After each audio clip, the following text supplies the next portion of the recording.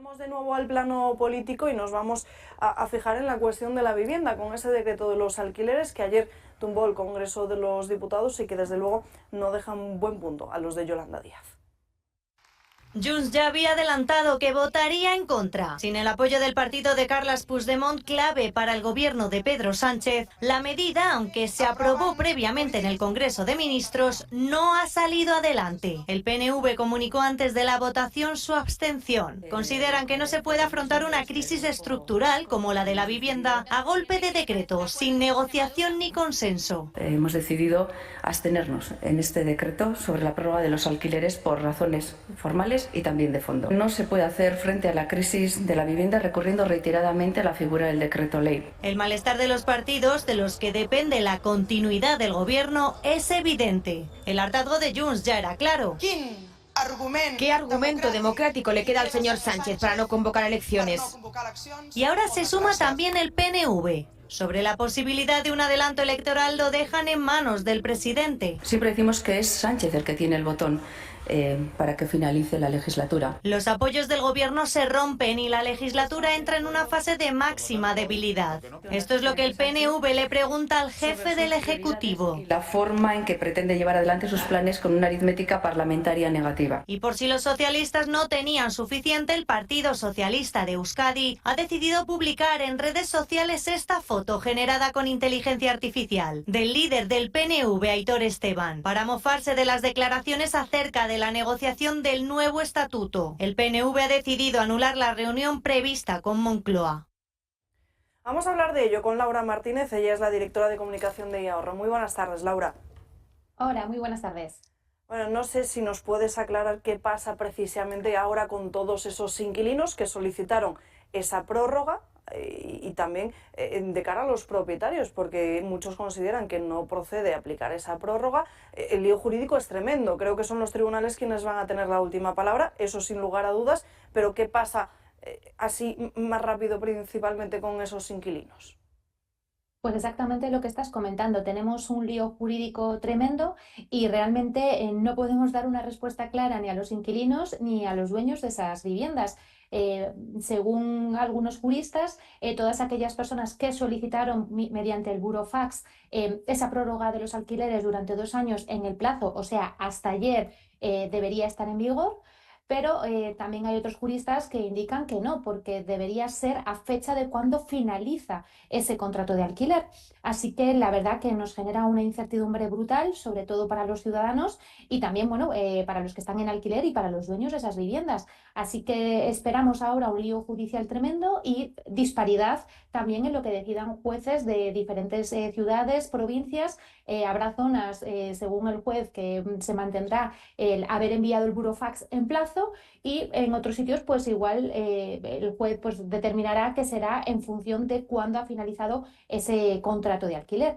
Así que ahora mismo muchísimo lío, muchísima incertidumbre y sobre todo pues no sabemos qué va a pasar en los próximos días.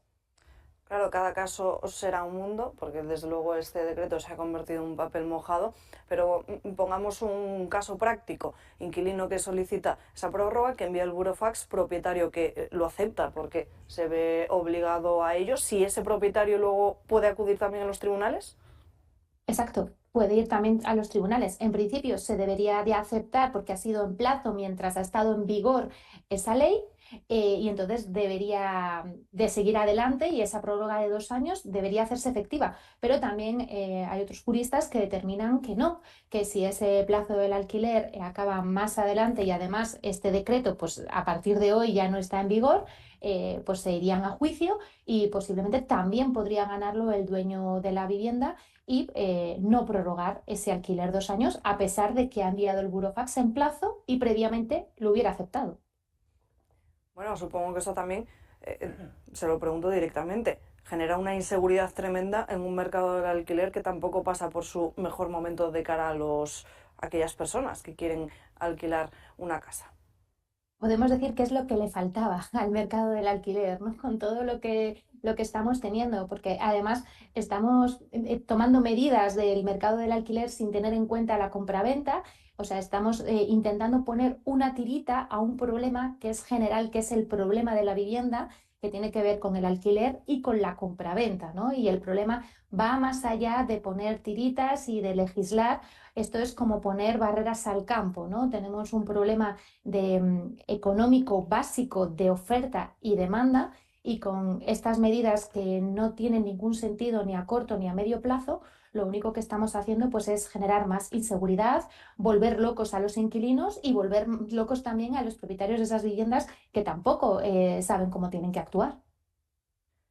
Bueno, y supongo también que habrá muchos propietarios que, ante el temor de que no pudiesen subir más el precio de ese 2%, hablando de esa prórroga que ha decaído, pero en fin, también habrán subido y habrán elevado mucho más los precios en comparación con que lo hubiesen hecho si esta prórroga del 2% no hubiese existido. Totalmente. Normalmente los alquileres se suelen renovar con el IPC. Ahora mismo estamos en un 3,4, el tope era un 2, que tampoco es una diferencia brutal que le suponga al inquilino un pago mensual muy abultado, ¿no?, en sus cuantías. Y lo que hemos hecho es sacar muchos pisos del mercado del alquiler que posiblemente se han quedado cerrados, que no se ha hecho nada con ellos, o algunos han podido ir a la compraventa, ¿no? Eso es un tema también para analizar, porque al final el problema de la vivienda no lo tienen que soportar los dueños de la vivienda, ¿no? Es un problema estructural, es un problema como sociedad, y donde tiene que intervenir el gobierno, pero con otras medidas, no que sea el dueño de la vivienda quien soporte el problema que tenemos ahora, con una inseguridad jurídica, con un establecimiento de costes, poniendo unos máximos cuando tú quieres poner tu vivienda de alquiler al precio que tú quieras, y el que quiera pagártelo, pues adelante, ¿no? O sea, esto es, al final, es una ley básica de economía de oferta y demanda.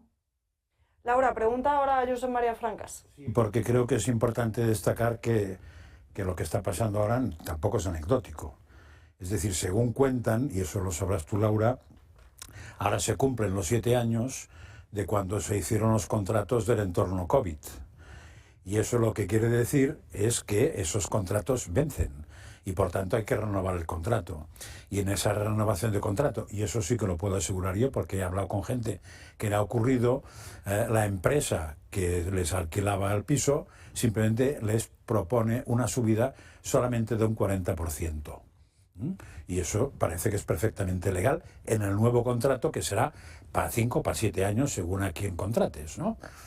Claro, esto es un problema, porque encontrarte que tú tienes un piso y tienes que pagar un 40% más no parece que sea lo más normal. Con lo cual te tocan dos opciones: o resistirte como gato panza arriba, ir a la inquiocupación y jorobar al que te lo contrata, al que te ha dejado el piso, o buscarte la vida, supongo que en una tienda de campaña, porque no es fácil encontrar una cosa cuando no hay mercado en el tema. O sea que estamos ante un problema real. ¿Por qué? Porque nadie ha hecho nada en medio. Y claro, como durante esos últimos años solo ha podido subir en un entorno de un 2%, pues ahora pasa lo que pasa, que es que el que tiene el piso dice: aquí te voy a pillar, que son los 7 años. Entonces, ¿cómo se resuelve eso? No lo sé, pero evidentemente sin ningún tipo de actuación no creo que se resuelva, porque son muchos contratos los que vencían, y eso puede hacer que haya mucha gente en la calle. Sí, en cuanto a la renovación, si es una renovación de alquiler, normalmente la subida suele ser marcada por el IPC. Otra cosa es que este dueño decida cancelar el contrato de alquiler. Nuevo contrato, no hablo de renovación anual, hablo de que han pasado los 7 años. Pero si es con las mismas personas que están en la vivienda, sería una renovación o una actualización del contrato. No es un nuevo contrato y normalmente ¿Seguro? Es con una subida del IPC. Vamos, yo tengo entendido que es así. Otra cosa es que decida echar a esos inquilinos y decida poner este piso nuevo a la venta con una subida X, ¿no? De X%. Pues de todas maneras, está pasando eso, porque yo te digo, de zonas de socimis con muchos pisos, y que todos los que están venciendo les están aplicando mínimo un 40%. Pero Todos. si eso es así, lo que tú estás comentando es: echa la ley, echa la trampa, porque también se saltarían esta nueva norma, porque lo que estarían haciendo es cancelar los contratos y volver a crear un nuevo contrato, por lo cual también superarían ese porcentaje del 2%. Por eso digo que al final estas medidas hay que hacer unas medidas más ampliadas y con un carácter más a corto o medio plazo. No ahora poner un límite del 2%, porque también pueden pedir a estos usuarios que les paguen en negro una cantidad para poder acceder a esa vivienda, que también está pasando. Sí, seguro. ¿Vale? Entonces, realmente, en lugar de tomar medidas mediante reales decretos o medidas que de alguna manera perjudiquen a los dueños de las viviendas, ¿por qué no creamos otras medidas en las que el Estado fuera el que soporte la gran parte, haga que aumente la compra-venta y el mercado se regule solo, como ha pasado otras veces o como pasa en otros sectores? Si nosotros ahora mismo a los dueños de las viviendas les decimos que no pueden subir un 2%, pueden hacer medidas fuera de la ley como se ha hecho toda la vida. ¿Por qué no intentamos que estas personas, por ejemplo, hace años en la Comunidad de Madrid, si tú querías poner un piso en alquiler, lo ponías a través del ayuntamiento, el ayuntamiento te daba una seguridad jurídica, te buscaba esos inquilinos, se pactaba un precio durante X5 años con una subida X y los ciudadanos se apuntaban al ayuntamiento para poder alquilar esas viviendas? Bueno, pues podemos retomar ciertas medidas, pero que demos también esa seguridad jurídica al dueño de la vivienda para que de repente no se la ocupen, no dejen de recibir pagos, etcétera, ¿no? Y luego también debemos, pues por ejemplo, todas estas viviendas que ahora mismo pues están sin habitar o que necesitan reformas, ¿no? Saquémoslas, ¿no? al alquiler o a la compraventa para que el mercado se empiece a regular. Tenemos un problema de que cada vez somos más ciudadanos que quieren vivir en casas y no tenemos casas. O sea, el problema parte de esa base. ¿Cuándo vamos a empezar a construir? Eso es lo que nos tendríamos que empezar a plantear, ¿no? O llegar a ciertos acuerdos para salir más VPOs. Las VPOs, ¿por qué las VPOs dejan de ser VPOs a X años? Si una persona ha mejorado en su vida, se salga de la VPO, esa VPO la vuelve a adquirir el Estado, se le vende al Estado, no a otra persona, y el Estado se la vende a una persona nueva con unas condiciones aceptables y considerables, no en B unos 50.000, 60.000 euros, ¿no? Como se hace en algunas prácticas. Pues esas son medidas que sí se pueden hacer, se pueden controlar y no las tiene que soportar siempre el ciudadano. Laura, le pido que nos aguante unos minutos porque me gustaría preguntarle por otra cuestión, porque en esta semana hemos conocido los datos del Instituto Nacional de Estadística y hace una especie de radiografía sobre cuál es el panorama de la vivienda en nuestro país. Los vemos y enseguida los comentamos. Emanciparse cada vez se presenta como una tarea más compleja. Según los últimos datos concedidos por el Instituto Nacional de Estadística, el 67% de los jóvenes de entre 18 y 34 años viven con sus padres. Entre la principal causa, el no poder alquilar o comprar una casa. Si desgranamos los datos por edad, los más jóvenes, la horquilla que abarca entre los 18 y 25 años, son el 93% los que aún viven en la vivienda familiar con sus progenitores, frente al 44% de los jóvenes comprendidos entre 26 y 34 años. Buscar piso también se está convirtiendo en una misión casi imposible. Solo durante el pasado 2025, 4.804.000 personas residentes en España buscaron vivienda. Y ojo, porque el 70% no encontró su casa buscada porque el precio era excesivo.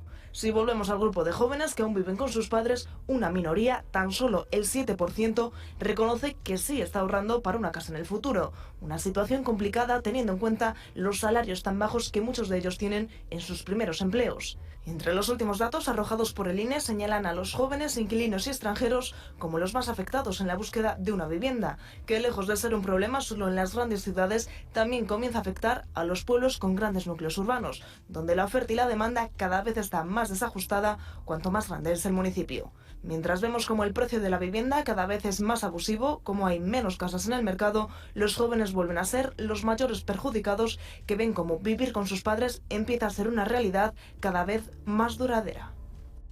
El foco lo hemos puesto en los jóvenes, 7 de cada 10 que siguen viviendo con sus padres, pero Laura, ¿cómo está también el acceso para la vivienda para todas aquellas personas mayores, 45 o 50 años? Porque creo que también encuentran muchas dificultades para poder precisamente meterse en un alquiler. Eso es, esta es la otra cara de la moneda de lo que estábamos hablando antes. Tenemos un problema en el alquiler y tenemos un problema muy grande también en la compraventa, ¿no? Estos jóvenes, pero también estas personas mayores. Y el foco principal está en el ahorro. Muchísimas personas no tienen esos ahorros. ¿Por qué? Porque en este momento están en alquiler, están pagando unos alquileres brutales, disparados, que no les permiten ahorrar para poder acceder a una compraventa, ¿no? A una hipoteca. Entonces, hay muchas medidas que se podrían hacer, ¿no? Todos sabemos que para pedir una hipoteca se necesita un 10% solamente para los gastos, ¿no? Y lo que más se llevan son los impuestos. prorrateemos esos impuestos, ¿no?, para estos ciudadanos. ¿Por qué tienen que pagar los impuestos en el momento en el que compran la vivienda? Que los paguen a partir del año siguiente o que los paguen en 5 años, ¿no? Y así ayudemos a que estas personas puedan acceder. Y con las personas mayores está pasando lo mismo, ¿no? Personas de 45 años que están compartiendo piso porque no se lo pueden permitir. Pero hay medidas que se pueden realizar, ¿no?, pero con una visión a medio y largo plazo, que pueden ayudar a que estas personas pues, puedan acceder a la compraventa de una vivienda y también de esta manera hacer que la presión de los alquileres también baje, ¿no? Al final tiene que haber una compensación dentro de los dos mercados para que los que quieren vivir de alquiler puedan y los que quieren comprarse puedan comprarse también una vivienda. Pues Laura Martínez, muchísimas gracias por estar con nosotros en directo. Ha quedado...